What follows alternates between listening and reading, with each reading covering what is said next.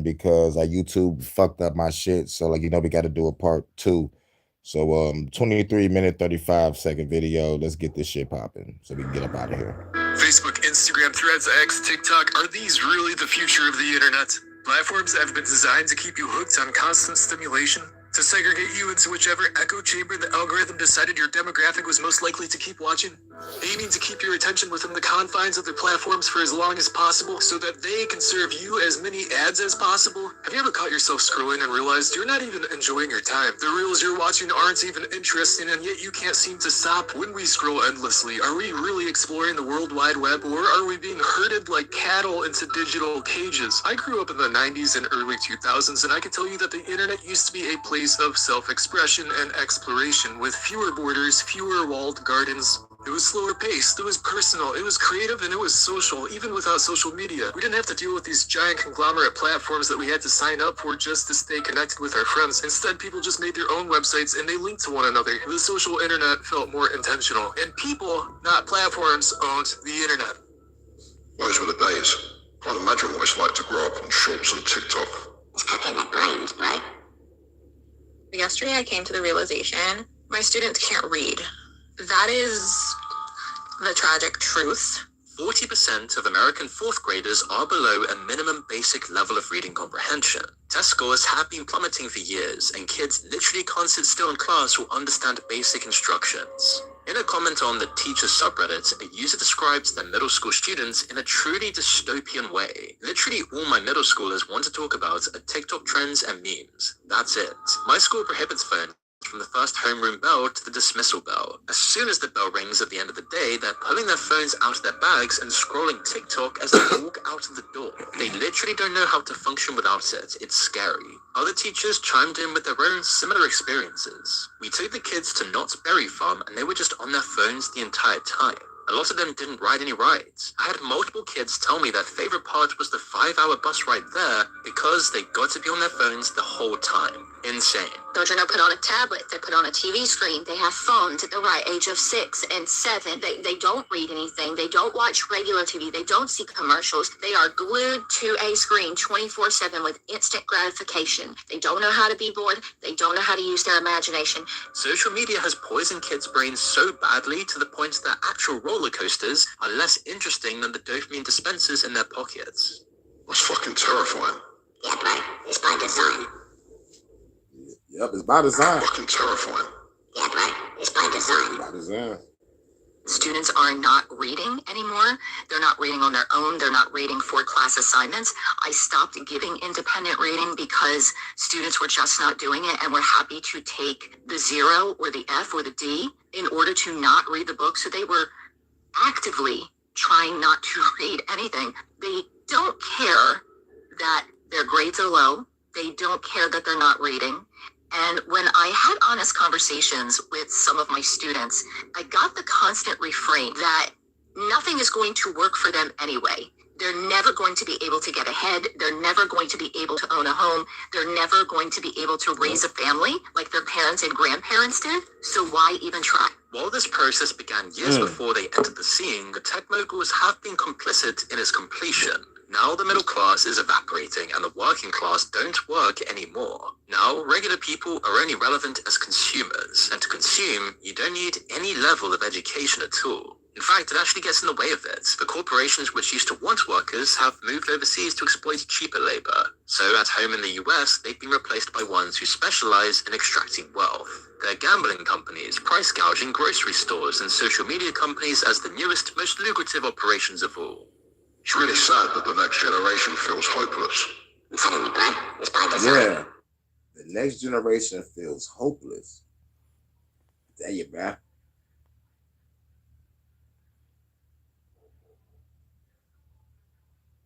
By design. Shit crazy. And it's sad. This is the most successful user interface in the world.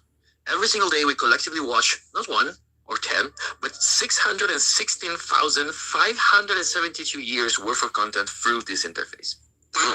And it's absolutely not by chance, because this is one of the most hyper-optimized pieces of technology in the world. Every button, every interaction, even the tiniest, seemingly inconsequential decision is engineered to make you spend more time. Try to swipe through some reels on your phone. You'll notice that even with just a tiny flick of your finger, you move on to the next one. See, most apps are built using iOS or Android's own UI kit, so that they don't have to make complex physics calculations for speed and acceleration just to create a scrollable list. The OS just gives you one. But Instagram, for example, doesn't. They built their own UI kit, simulating velocity and acceleration on the interface and how it reacts to your touch, but also so that in the Reels feed, you need way less force to move on to the next video, making it easier to scroll when you're in bed at 3 a.m. You could say that's just product optimization. Right? But they're in a propaganda machine. ByteDance, a parent company behind TikTok, built a specific piece of engineering architecture called a monolith. And to date, it is widely considered the most effective algorithm for capturing passive human attention ever built. TikTok studies you in real time. This is called a loop. You stop on a video for 3 seconds. The data signal shoots to the server. The monolith updates your profile model instantly. And the very next video you swipe to is already different because of the 3-second stop. If you get bored for a split second, it catches the micro signal and pivots immediately. Oh, he's bored of cats? Here's a car crash. Oh, he likes the crash. Here's a fight. It is a feedback loop so tight that it bypasses your conscious decision making. Most algorithms try to keep you happy by showing you what you like and keep you in this sort of echo chamber. The monolith is programmed to deliberately show you things you don't like.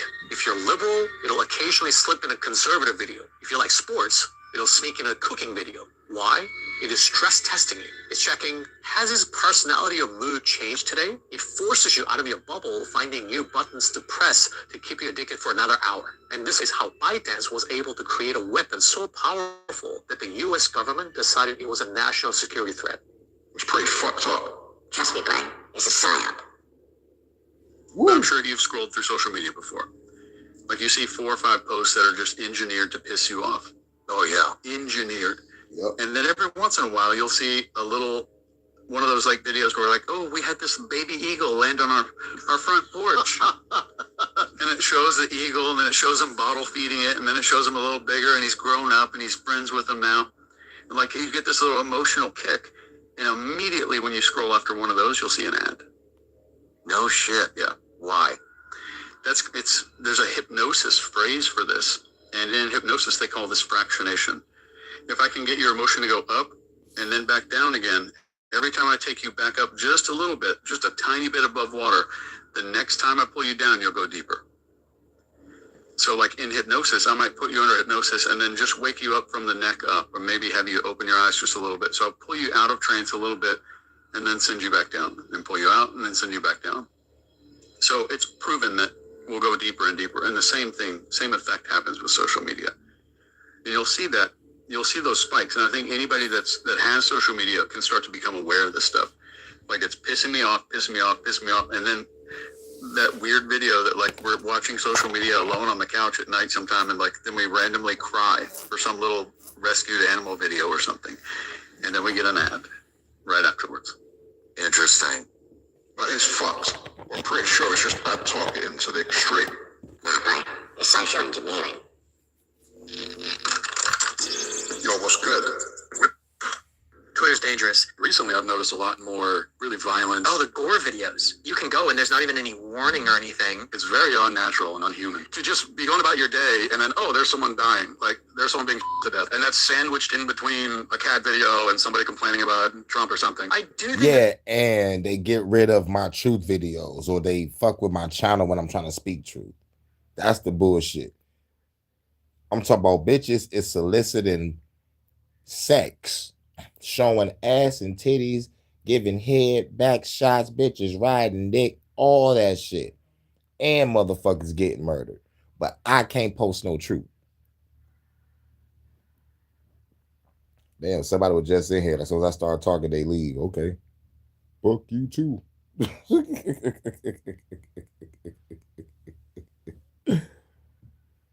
Probably a bot anyway.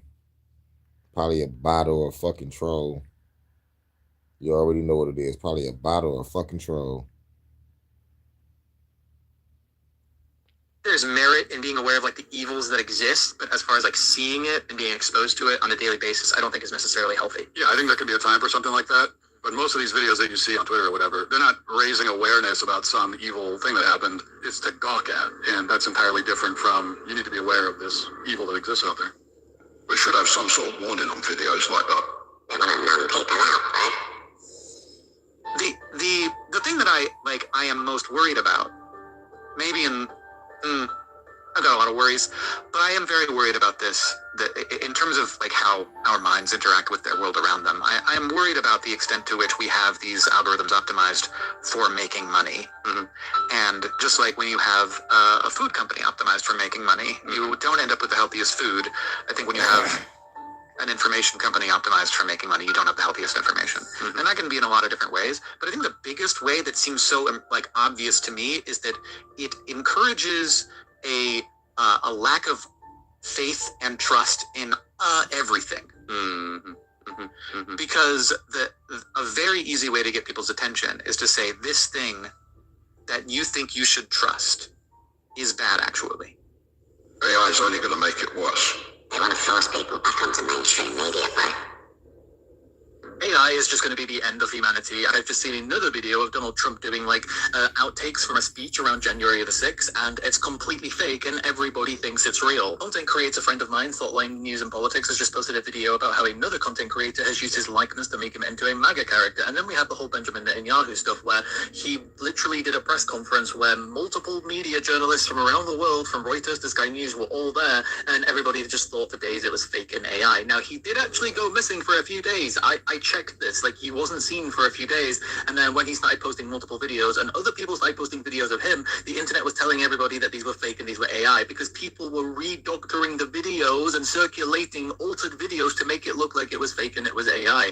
We are totally screwed. We are totally fucked. We are cooked because nobody knows anymore what is real and what is fake. It's getting harder to fact check. And that was the whole fucking point. Like I said in the beginning. Articles as sources. Yeah, but we're fucked. We are one misunderstanding, one miscalculation away from nuclear annihilation.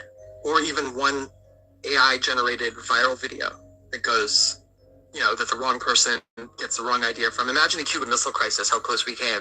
And imagine if you had generative AI content that made it look like the Soviets had deployed or fired a missile or anything to that effect. We saw during this Iran-Israel conflict, I mean, how many videos on X I saw that showed devastation in Tel Aviv or devastation in downtown Tehran. I mean, they were obviously fabricated and AI generated, but the extent to which these things were recirculated and spread, and that I saw sources who I would normally trust sort of amplified these, not knowing until someone else pointed out, wait a minute, that's, from a video game or that's generative AI. At the moment, there's telltale signs of video being generated by AI. But what happens when there ain't? AI's taking over the internet, right? The reason Instagram added a repost button and visible likes on Reels and a location map is because they're desperate to make it look like their platform still has real people on it. I mean, if you think about it, we all came to Instagram to connect with our friends, but then they randomized our feeds and crammed slop down our throats, and now, according to Forbes, 70% of all social media posts are AI generated. That's making us increasingly disillusioned with the platform as we continue to go under to find human connection and yet are consistently disappointed. As a result, fewer people are posting online, and Instagram is facing a legitimacy crisis where they need ways to convince you that there's still a form of social media between you and your friends. And the ripoff of the Snap Map is obvious, but the repost and visible like features are far more insidious because they're meant to give the impression that your algorithmically recommended content has somehow been validated by real people you know. It feels more okay to consume slop if you see that your friends have signed off on it, because that creates the illusion that you're still having a social interaction even though you're really not. This is a technique called discursive legitimation, and social media platforms appear more legitimate the more they seem like neutral institutions connecting networks of people together rather than intermediaries affecting everything we see. But just remember that every time you see a reposted video is one time you're not seeing a real post by someone you care about. The social side of social media is dead. The whole internet's dying, right? I think it's a great time for us to take another look at the dead internet theory, which we might need to start calling the dying internet theory. The original dead internet theory was basically the idea that the entire internet died in 2016, and everything posted on it since has been artificially generated content created to gaslight the entire world. That was a bit of a reach at the time, but it sort of looks like that's the future that we're headed to. 100 million people use ChatGPT every single week, and 70% of Gen Z has used generative AI to create something. Video scripts, thumbnails, filters, blog posts, captions, tweets, the list goes on. More and more content content that we see online has been generated or altered by artificial intelligence. Experts say that in only 2 years from now, 90% of the content posted on the internet will be AI generated, which is only part of this because, like I mentioned at the start of this video, your face and your voice can now be stolen and replicated to create the illusion of you doing something that you never actually did. Right now, the rule of thumb should be don't believe everything that you see on the internet, but soon enough, it might be don't believe anything you see on the internet. Go watch our deep dive on the dead internet theory. Seems like it's coming true. But then got Reddit, right? So in 2013, Reddit made a blog post about where all of their visitors were coming from. And what city was most addicted to Reddit? Eglin Air Force Base. But that's not a city. So let's skip over to Washington, D.C. real quick, where in 2012 they passed the Smith-Mundt Modernization Act. This enabled the government... Like I always tell people, look up the Smith-Mundt Act. For real. Look it up. ...disseminate propaganda domestically. They're using propaganda against us. And here's a fun paper, Containment Control for a Social Network with State-Dependent Connectivity. It's about using social media as a propaganda tool to control people. Yeah. Oh. And this is why that they fucked up my live earlier, because they didn't want this shit to go out. So I'm putting this shit out now, and then we're going to get up out of here, because I got a party to go to. And then a Detroit After Dark for 2, and I might do probably a quick 1 hour Detroit After Dark. You know what I'm saying? The book where it was written, Eglin Air Force Base. But this was like 10 years ago, so I'm sure they don't do that anymore. They clearly still do it. They clearly still do it. It's a psyop. 2014, Reddit's year-end blog post had to be taken down and edited, after it turns out they didn't exactly vet the analytics data for accidentally including the truth. Now, this post has long since been deleted, presumably for totally legitimate and completely unrelated reasons, but thankfully we can find the original version on the Internet Archive. Well, until that gets shut down too, at least. Most Reddit-addicted city with over 100,000 visitors. Hang on a second. How many people are there at Eglin? 2,448? And wait a second. Most Reddit-addicted city with more than how many visitors? 100,000? Wait a second. The Air Force Research Laboratory. That sounds familiar. Where have I heard that name before? Oh, that's right. From this paper, Containment Control for a Social Network with State-Dependent Connectivity. So let's take a look at the abstract. Social interactions influence our thoughts, opinions, and actions. Social interactions are stuck within a group of individuals composed of influential social leaders and followers. Each person is assumed to maintain a social state, which could be an emotional state or an opinion. Followers update their social states based on states of local neighbors, while social leaders maintain a constant... Oh, good lord, shut up with the nerd shit. This is a paper studying the effectiveness of artificially encouraging political or social positions via social media, aka astroturfing. See, this is something called manufactured consensus. Yeah, that's concerning. It gets worse, but... So let's take a look at some of the stuff that's in this paper. Technological Salute, advances in low-key. social media provide more rapid, convenient, and widespread communication among individuals, which leads to a more dynamic and interaction and influence. For example, recent riots and ultimately revolution have been facilitated through social media technologies such as Facebook, Twitter, YouTube, and BlackBerry messaging. The company Razorfish, for example, works with online peer influencers to transform them into brand advocates through the execution of social influence marketing, or SIM, strategy, which aims to influence marketing primarily through online, small groups, peer pressure, reciprocity, or flattery. This paper examines how such methods can be leveraged to manipulate a social network. This work specifically aims to investigate how peer pressure from social leaders affects consensus beliefs, e.g. opinions, emotional states, purchasing decisions, political affiliation, etc. This work aims to investigate how the social beliefs of a group of individuals evolve under the influence of social leaders. The goal in this work is to develop a decentralized influence algorithm where individuals within a social group update their beliefs by considering beliefs from social peers, and the social group achieves a desired common belief. You're right. We are fucked. Yep, we're fucked. They're coming for YouTube next. Take a look at the YouTube channels that you're subscribed to. There's a good chance at least one of them was quietly sold to private equity. But hold on, how? The creator is still there and the thumbnails look the same, so behind the scenes, the same guys behind Blackstone are now calling the shots for your favorite creator. And unlike an ad read, the creator is under no legal obligation to tell you that the channel quietly changed hands, so really, you actually have no idea whether this channel is bought out too or not. Have you been bought out? Are you a Mason? Now, this is the crazy shit. Now, that'll make a motherfucker do a deep dive at every big content creator that they subscribe to. This is crazy shit. But salute low key, man. What up, dope? What up, dope? Let's do this live real quick because they fucked this shit up on the last live. I was supposed to play this video, but they fucked it up. So I'm just getting this shit out the way. Then I'll get up out of here.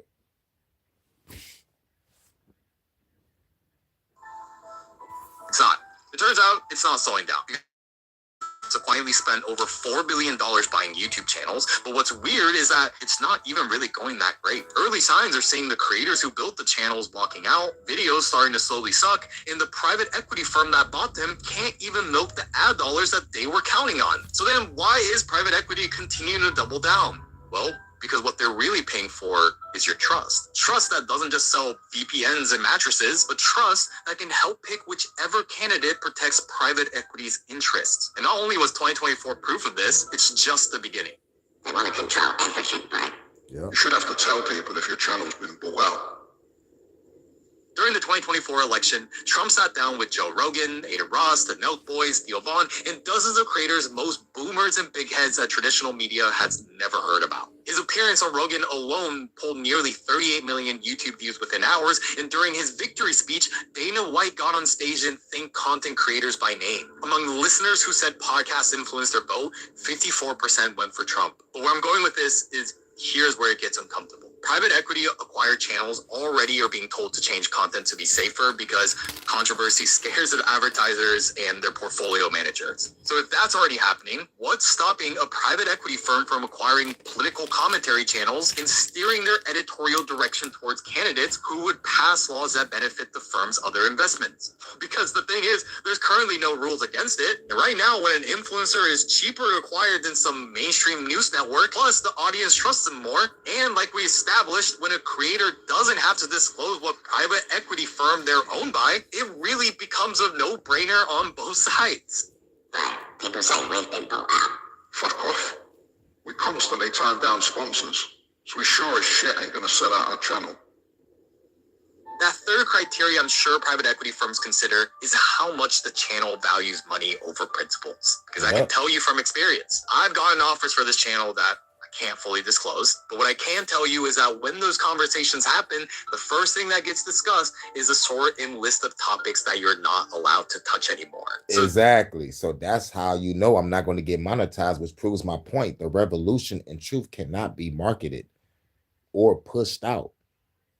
So I will have to monetize my second channel or my third channel, probably do some travel videos, and then a sponsor come in on some travel shit, like save money on a motherfucking ticket to go to Puerto Rico or some shit like that.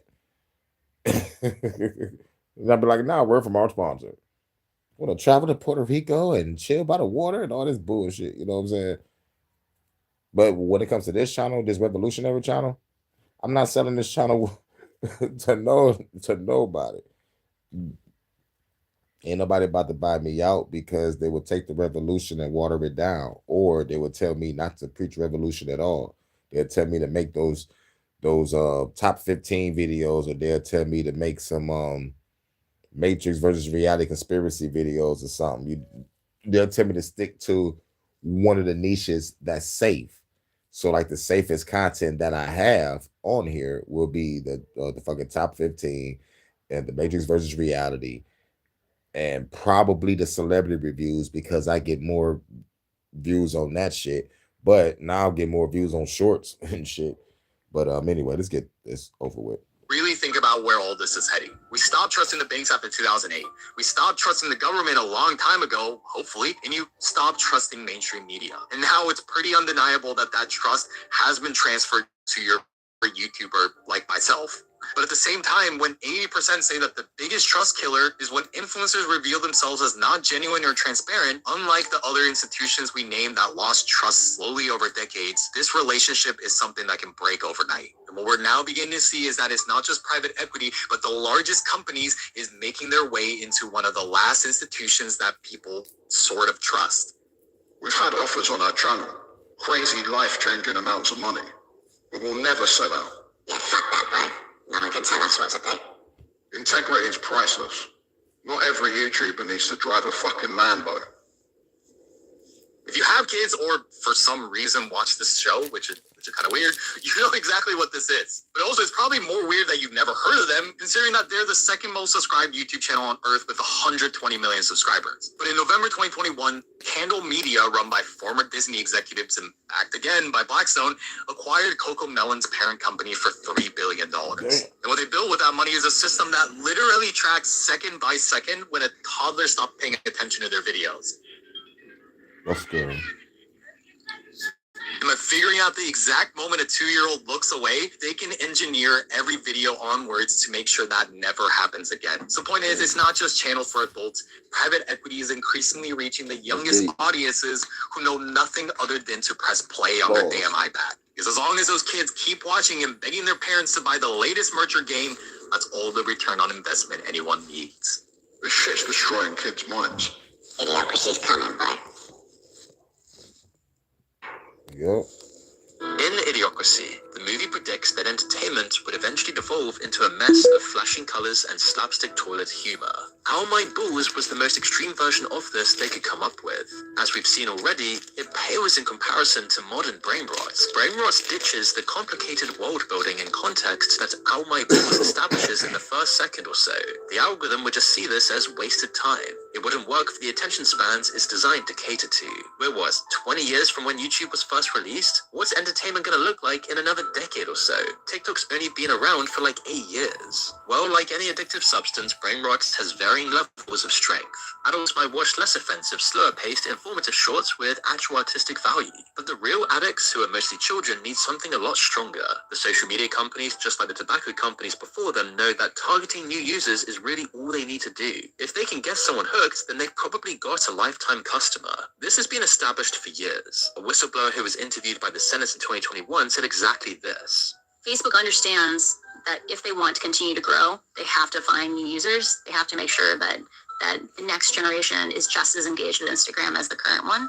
And the way they'll do that is by making sure that children establish habits before they have good self-regulation. By hooking kids. By hooking kids. They need to make us compliant, right? We'll have to save that for next time. Before we get into the Yep. you gotta say, And that's the end of that. Facebook is All right, cool.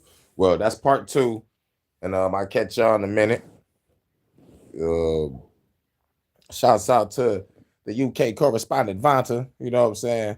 You know, they messed up our live earlier, but you know, I have to make a part 2, and see you tonight at the premiere and Detroit After Dark for 2. And this is HHN Special Stories. Shouts out to Low Key in the chat, and shouts out to everybody who's gonna watch on the playback. I'm out. Peace.